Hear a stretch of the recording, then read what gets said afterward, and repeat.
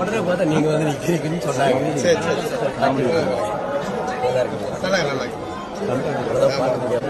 இருக்கு. சரி தேங்க்யூ. ஆமாம் ஆமாம் ஆமாம். எப்போது பின்னாடி சார். Okay okay thank you.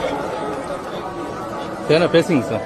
என்ன பேச தரிசனம் ரொம்ப நல்லா ஆச்சு. அடிக்கடி திருப்பதிக்கு வர்றது தான், அதே மாதிரி தான் இந்த டைமும் வந்தோம்.